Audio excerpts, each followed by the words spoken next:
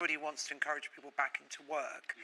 So what's the big problem for you with this? Well, look, we support the principle of universal credit. When it was first announced, the government said that they wanted to make work pay and to support people lifting their children out of poverty. There's nothing wrong with that. We support it. But because of the cuts that have been applied to the rollout, and because of the delays to the people receiving payments, there's been millions of people who are now in arrears as a result of this disastrous rollout.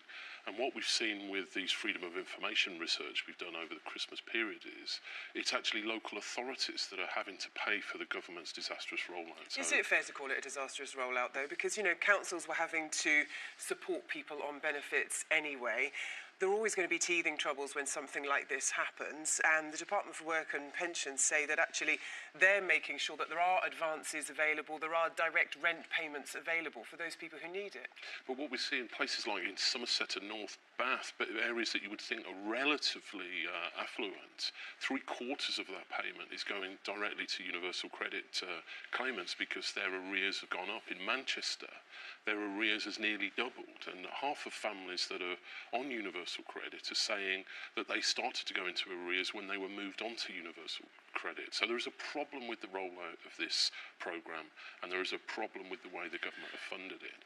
And we're saying, in fact, Parliament is saying, Parliament voted to say, let's have a pause to this. Let's see if we can reform it. Let's see if we can put it right before more people are put into poverty. How could you do it differently, though? It's always going to be difficult, isn't it, when you're moving from a system where you've got 6 different types of benefit payments that you're trying to consolidate into one payment? Yeah. Well, we accept there's no golden bullet, but there are lots of things that can be done. For example, many people don't realise that universal credit impacts on self-employed people as well. And the way it's currently calculated for low-income self-employed people, they look at their monthly income rather than taking the average income over a year. Now, if you're a builder or a sparky, you know, you've got seasonal work, and if you're assessed in a good month, when the bad months come in, you can easily run up very high debts. So we're saying to the government, look, you've not done this system right. It's broken. But Tom, Labour didn't get it right either, did they? I mean, we know money's got to be cut, and we know that there isn't much money around. We know that we have to sort out the benefit system because we want it to be more attractive for people to be in work than not. Yes, as I said, we support the principle of this. We supported simplifying the system. We agreed that some of the benefits should be rolled up. But we think it needs to make work pay, it needs to end child poverty, but it needs to be an effective system. And there are too many defects to this system now for it to continue. And the Parliament itself demanded the government pause.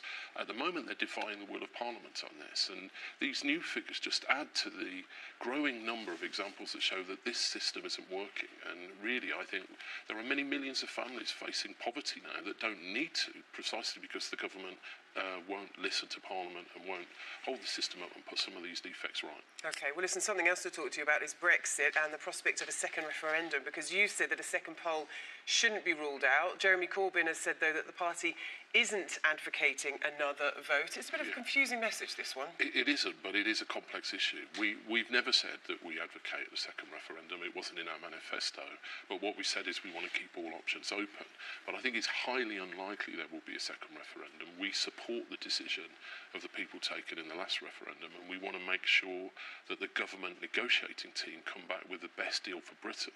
But where we differ from the government is we would have different priorities were we were the negotiating team. We think that some of those protections on the environment for consumers